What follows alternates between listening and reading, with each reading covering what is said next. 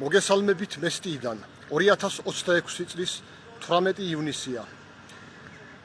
უკრაინასა და რუსეთს შორის ომი გრძელდება ინტენსიური შეტაკებები, მიმდინარეობს ერთმანეთის ტერიტორიებზე შეტევები, როგორც სარაკეტო შეტევები ორივე მხრიდან, ასევე დრონების შეტევები, როგორც მოგეხსენებათ გასულ ღამეს უკრაინის მხრიდან რუსეთის ტერიტორიაზე განხორციელებული იქნა ერთ-ერთი უდიდესი შეტევა ომის დაწყებიდან და მათ შორის ყველაზე უფრო დიდი შეტევა ომის დაწყებიდან ქალაქ მოსკოვსა და მოსკოვის ოლქზე.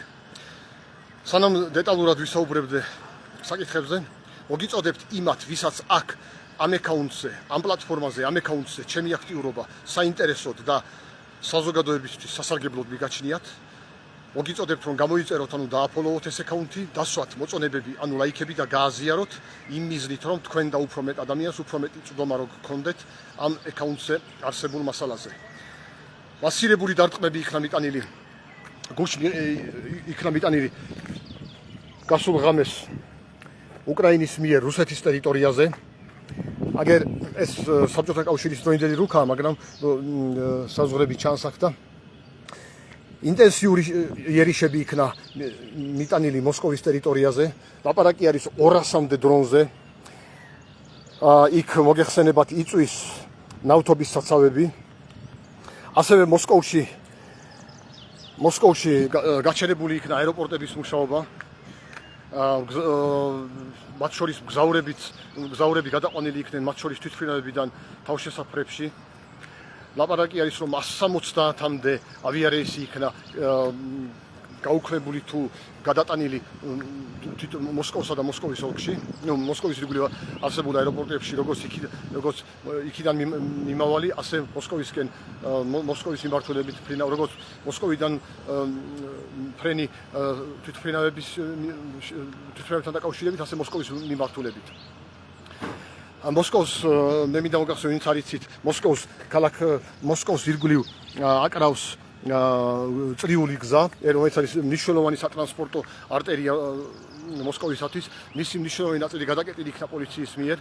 მოკლედ, მოსკოვმა მიიღო ომის დაწყებიდან კი არა, მეორე მსოფლიო ომის დამთავრებიდან ყველაზე უფრო მასირებული დარტყმები გასულ ღამეს.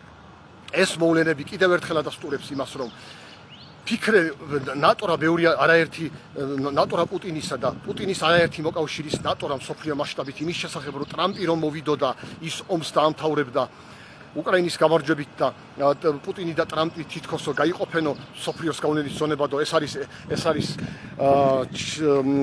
არის აბსურდი, რომ ეს ამის იმედი ტყუილად ჰქონდა ამ შემთხვევაში ზოგზოგებს. ასევე გუშინ მასირებული შეტევები იქნა მიტანილი არა მხოლოდ მოსკოვის ტერიტორიაზე, არამედ რუსეთის ტერიტორიაზე ზოგადად. მათ შორის სხვადასხვა რეგიონებში და ლაპარაკი არის 500-ზე მეტ დრონზე და ასევე გარდა რუსეთის ტერიტორიისა იერიშები იქნა მიტანილი რუსეთის მიერ ანექსირებული ყირიმის ტერიტორიაზე, ასევე აზოვის ტერიტორიაზეც იქნა ჩამოგდებული დრონები. მოკლედ და რაც შეეხება ყირიმის მიმართულებას, მოგეხსენებათ, რომ ყირიმის მიმართულებით, რომელიც არის რუსეთის მიერ ანექსირებული, საკმაოდ ძიმე ვითარება აქვს რუსეთს, რადგან მოგეხსენებათ, აქ რუსეთი უკავშირდება ყირიმს მცირე შედარებით ვიწრო სახმელეთო გზითა და ყირიმის ხიდით, რომლებიც იმყოფებიან ინტენსიური დაბომბების ქვეშ უკრაინის მხრიდან. რამაც სერიოზული პრობლემა შექმნა ყირიმის მომარაგებაში და მას შემდეგ რაც აგრესიული ომი დაიწყო პუტინმა უკრაინის წინააღმდეგ, ყოველ ზაფხულს ტურისტული სეზონი იყო ყირიმში, მაგრამ ამ ზაფხულს უკვე სერიოზული ალბათობა არის იმისი, რომ ყირიმში ტურისტული სეზონი ან ჩავარდება, ან თითქმის ჩავარდება. ყოველივე ეს ზემოხსენებული მოვლენები კიდევ ერთხელ ადასტურებს პუტინის წარუმატებლობას, ადასტურებს იმას, რომ მას არ შესწევს უნარი, რომ გაიმარჯვოს ამ ფრონტზე და გარდა იმისა, რომ ის უკრაინის ფრონტზე არათუ ვერ იმარჯვებს, არამედ ინტენსიური დაბომბების ქვეშ იმყოფება თვითონ რუსეთის ტერიტორია, ის კარგავს ამასობაში მან დაკარგა პოზიციები ფინეთისა და შვედეთის ნატოში შესვლით, ვენესუელაში ნიკოლას მადუროს რეჟიმის დამხობით, რომელიც მისი უახლოესი მოკავშირე იყო, სირიაში ბაშარ ასადის დამხობით, ირანში მოვლენებით, უნგრეთში მისი მოკავშირე, ევროკავშირში მისი მოკავშირე ვიქტორ ორბანის დამარცხებით არჩევნებზე სომხეთში, მისი მოკავშირეების დამარცხებით საპარლამენტო არჩევნებში და ნიკოლ პაშინიანის კიდევ ერთი გამარჯვებით და მთელი ეს პროცედურა, მთელი ეს მოვლენები აჩვენებს იმას, რომ საკმაოდ ძიმედ მიდის პუტინისათვის საქმე, სოფლიო მასშტაბით პუტინის პოზიციები სუსტდება, ცირდება და უფრო უახლოვდება პუტინი მარცხს, ჯერ დასუსტებას, ხოლო შემდეგ მარცხს, ზოგადად კრემლის რეჟიმი. საქართველოსთვის ეს არის ძალიან მნიშვნელოვანი მოვლენები, რადგანაც როგორც მოგეხსენებათ, რაც უფრო უჭირს პუტინს, მით უფრო თმობს პოზიციებს სოფლიოს სხვადასხვა კუთხეში, როგორც რაზეც ახლა წეგან ვილაპარაკე, ასე რომ რაც უფრო მეტად გაუჭირდება პუტინს, ჯერ ერთი ის რომ მეტი ალბათობა იქნება მისი დამარცხების, რაც რუსეთის მიერ საქართველოს ოკუპირებული ტერიტორიების დეოკუპაციას ნიშნავს ავტომატურად და ასევე რაც უფრო მეტად გაუჭირდება პუტინს, მით უფრო მეტი ალბათობა იქნება იმისი, რომ მან დამარცხებამდეც კი ნებაყოფილობით გაჭირვებით უარი თქვას საქართველოს, რუსეთის მიერ ოკუპირებული საქართველოს ტერიტორიების ოკუპაციაზე და ნებით მოახდინოს დეოკუპაცია. ეს ვერსიაც არ არის გამორიცხული, თუ ძალიან გაუჭირდება. საქართველოსთან და ყოველივე ზემოხსენებულიდან გამომდინარე, მე მინდა მივმართო საქართველოს, მე მინდა მივმართო ოცნების ხელმძღვანელობას, ხომ აშკარაა, რომ პუტინი საქმე ცუდად მიდის. აშკარაა, რომ პუტინის ავანტიურის შედეგად, მისი აგრესიული ომის შედეგად სერიოზულად ზარალდება რუსეთი, მასიური დაბომბების ქვეშ იმყოფება. არანაირი პერსპექტივა მას გამარჯვების არ აქვს, მით უმეტეს რომ მას ტრამპის ამერიკის შეერთებული შტატების პრეზიდენტის არჩევნებში გამარჯვებამ გარკვეული შანსი მისცა. გამომდინარე იქიდან, რომ ტრამპმა მნიშვნელოვნად შეამცირა უკრაინის დახმარება, მაგრამ როგორც ხედავთ, უკრაინის მოსახლეობის მედგარი წინააღმდეგობისა და მედგარი ომისა და ევროპისა და სხვა დემოკრატიული სახელმწიფოების დახმარების შედეგად უკრაინამ არა თუ დათმო ამითი პოზიციები, არამედ კიდევ უფრო გააძლიერა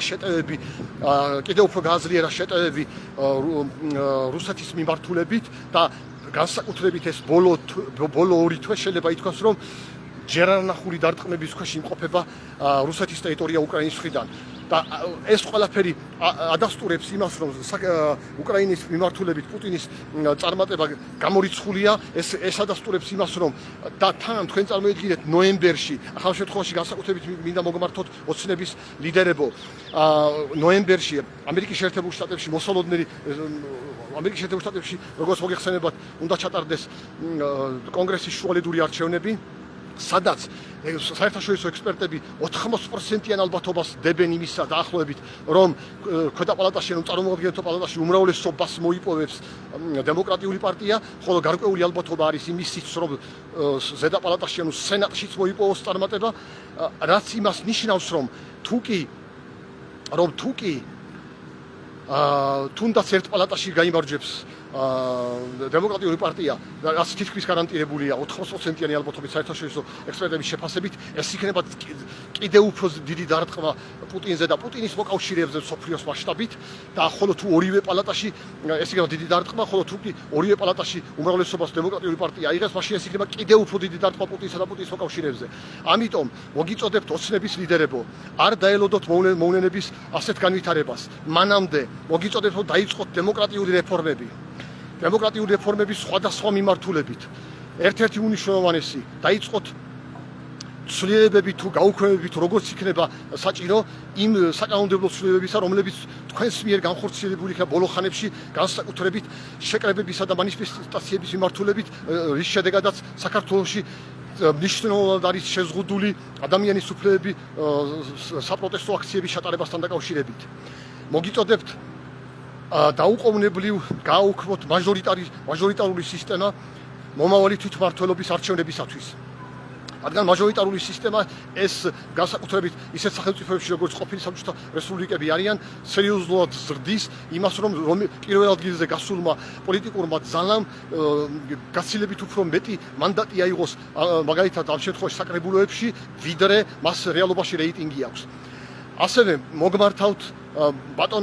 მივმართავ ბატონ მიხეილ ყაველაშვილს. ბატონო მიხეილ, მოგიწოდებთ არ დაელოდოთ მოვლენების იმ საერთაშორისო განვითარებას, რაზეც მე ვილაპარაკე და მოგიწოდებთ, რომ მაქსიმალურად გამოიყენოთ შეწყალების უფლება იმ ადამიანების მიმართ, რომლებიც დაპატიმრებული არიან საპროტესტო აქციებთან დაკავშირებით და რომელთა მიმართაც საერთაშორისო დემოკრატიულ საზოგადოებას ძალიან დიდი ვარაუდები აქვს, რომ მათ დაპატიმრებებში სერიოზული წვლილი არის პოლიტიკური ნიშნისა. მოგიწოდებთ არ დაელოდოთ ამ მოვლენებს, რადგან როგორც ხედავთ, სოფლიოში ვითარება ისე მიმდინარეობს, ისე მიდის მოვლენები, რომ პუტინზე და პუტინის მოკავშირეებზე კიდე და უკიდე უფრო მეტი შეტევები სხვადასხვა მიმართულებით, ეს პუტინზე ამ შემთხვევაში სამხედრო შეტევები, რასაც ჩვენ ხედავთ უკრაინის მხრიდან, ასე ზოგადად პოლიტიკური გართულებები პუტინსა და მის მოკავშირეებზე უფრო და უფრო რომ მოხდება, ეს არის გარდაუვალი და როგორც მოგეხსენებათ, ნოემბერში დაგეგმილი კონგრესის არჩევნები და შემდეგ უკვე ახალი კონგრესი შეიკრიბება, რადგან მე უკვე ვილაპარაკე, შემდეგ ახალი კონგრესი შეიკრიბება მომავალი წლის იანვარში და უკვე მომავალი წლის იანვრიდან მნიშვნელოვნად შეიცვლება მოვლენები სოფლიოში, განსაკუთრებით პუტინისა და პუტინის მოკავშირეების მიმართ, მიუხედავად იმისა, რომ უკვე სერიოზულად არის შეცვლილი. როგორც ხედავთ, ის არნახული დარტყმები, რაც ახლა მიმდინარეობს რუსეთის ტერიტორიაზე უკრაინის მხრიდან, ეს არის ის ის არის პასუხი უკრაინის მხრიდან იმ აგრესიისათვის, რომელსაც პუტინი ახორციელებს და რუსეთის შესაბამისი ძალოვანი სტრუქტურები უკრაინის ტერიტორიაზე. ამიტომ საქართველოს ახლა აქვს შანსი, რომ არ დაელოდოს სოფლიოში იმ მოვლენების შესაბამისად განვითარებას, მანამდე დაიწყოს მნიშვნელოვანი დემოკრატიული რეფორმები. თან ეს იმ პირობებში კვლავ მოგმართავთ ოცნების ლიდერებს და ბატონ მიხეილ ყაბელაშვილს. როგორც მე უკვე ვილაპარაკე, უფრო და უფრო ნაკლები დრო რჩება რუსეთის მიერ ოკუპირებული ტერიტორიების დეოკუპაციამდე პუტინის გაჭირვებიდან გამომდინარე, ანუ უფრო და უფრო უჭირს პუტინს, კიდევ უფრო გაუჭირდება, რაც ქმნის იმას, რომ უფრო და უფრო ნაკლები დრო რჩება ზემოხსენებული ტერიტორიების დეოკუპაციამდე და ამიტომ საქართველოს ახლა უკვე უნდა დაიწყოს მზადება იმ მომენტისათვის, როდესაც უკვე რუსეთის მიერ ოკუპირებული საქართველოს ტერიტორიები იქნება დეოკუპირებული და ამ მომენტისათვის საქართველოს უნდა ქონდეს უკვე მნიშვნელოვანი წინ გადადგმული ნაბიჯები დემოკრატიული განვითარების მიმართულებით. აი ამ დეტალებზე მინდოდა მესაუბრა. კვლავ მოგიწოდებთ იმათ, ვისაც აქ ამ აკაუნტზე, ამ პლატფორმაზე ჩემი აქტიურობას საინტერესოდ და საზოგადოდ მიგაჩნიათ, რომ გამოიწეროთ, ანუ დააფოლოვოთ ეს აკაუნტი, დასვათ მოწონებები, ანუ ლაიქები და გააზიაროთ იმ მიზნით, რომ თქვენ და უფრო მეტ ადამიანს გქონდეთ ცდომა ამ აკაუნტზე არსებულ მასალაზე. დიდი მადლობა ყურადღებისათვის, კარგად ბრძანდებოდეთ.